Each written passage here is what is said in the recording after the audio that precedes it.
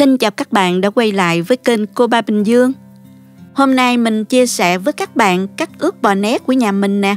Bảo đảm công thức ngon như ngoài tiệm luôn nha.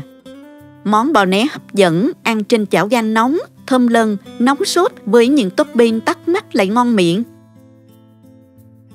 Để chúng ta có một đĩa bò né mềm thơm, thấm vị và hấp dẫn cho gia đình thưởng thức. Đổi vị mà không cần phải ra hàng quán nha. Nào mời các bạn cùng vào bếp thực hiện với mình nha. Muốn làm món bò né ngon, các bạn chọn thịt phí lê là mềm và ngon nhất. Bạn nào thích thịt giòn hơn có thể chọn thăn vai hoặc là bắp hoa đều được. Hôm nay mình có 700g thăn vai. Thịt này mình đã rửa qua muối loãng rồi dùng khăn giấy bếp lau thật khô. Lưu ý là các bạn không được ngâm thịt trong nước quá lâu nha. Giữ thịt khô ráo nhất có thể để thịt thấm gia vị mà không bị ra nước nha các bạn. Mình xắt thịt ra thành những miếng mỏng khoảng 1 ly như thế này ha. Xắt thịt bò đó thì các bạn phải xắt theo xứ ngang để thịt không bị dai nha. Bản thịt cũng vừa thôi, không quá to để dễ ăn nha các bạn. Như vậy là vừa nè. Xong mình cho thịt qua thố để ướp gia vị.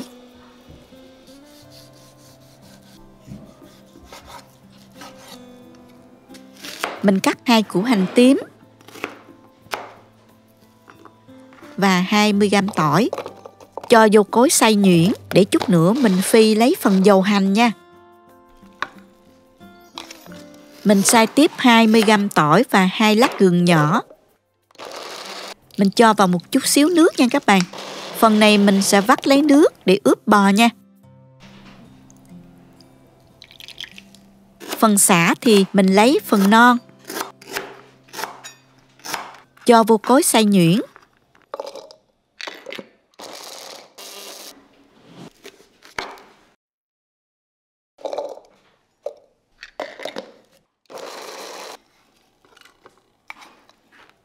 Và mình cắt một khoanh thơm cho vô cối xay nhuyễn luôn để làm nước chấm ha.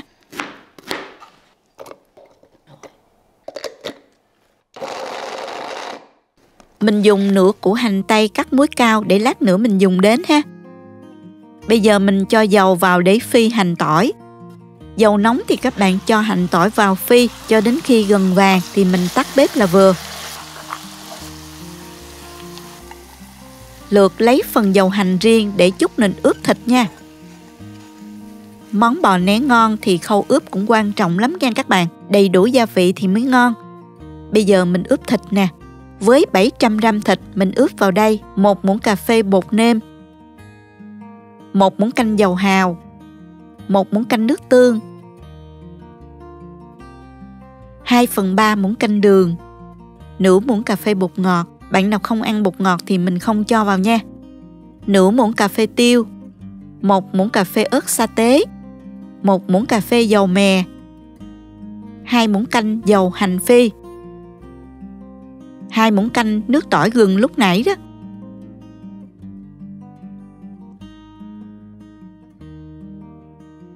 Cuối cùng thì mình cho 1 muỗng canh bột bắp.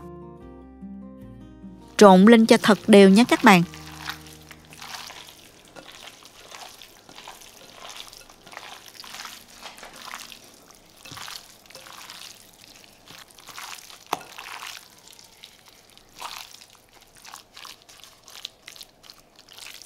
Bò né trên chảo nóng thường ăn kèm với nhiều món hấp dẫn.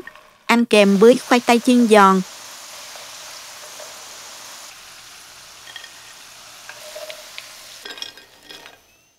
xúc xích thì mình cắt mắt lưới cho đẹp ha. Chiên chín.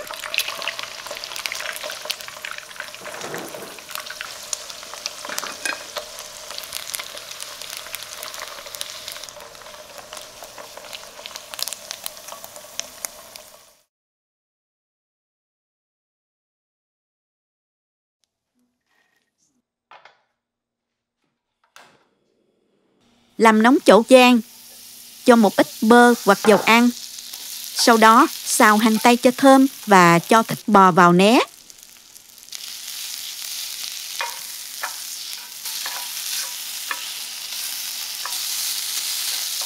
Xào chín khoảng 70%. Sau đó đập thêm trứng, cho thêm pate rang cùng các món ăn kèm như là khoai tây và xúc xích, phô mai.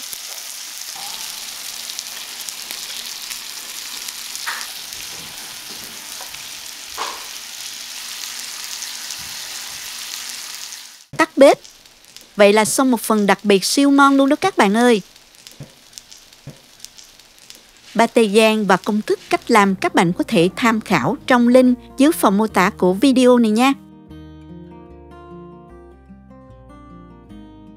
Món bò nấy này thường ăn kèm với rau xà lách trộn dầu giấm, xịt thêm tương ớt, tương cà và một chút nước tương.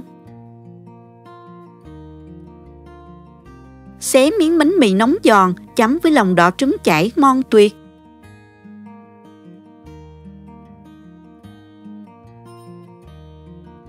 Quét chút pate và phô mai nữa, quả là ngon hết sảy. Ướp sẵn trong tủ lạnh, sáng làm bữa ăn sáng thì vừa nhanh lại ngon, làm bữa ăn tối cũng chuẩn bài luôn các bạn. Nào cùng vào bếp làm nay món ăn này với mình hen. Cảm ơn các bạn đã theo dõi video. Nếu thích cách mình chia sẻ, nhớ gửi cho bạn bè cùng xem, bấm like và đăng ký kênh để xem nhiều món ăn mới của mình.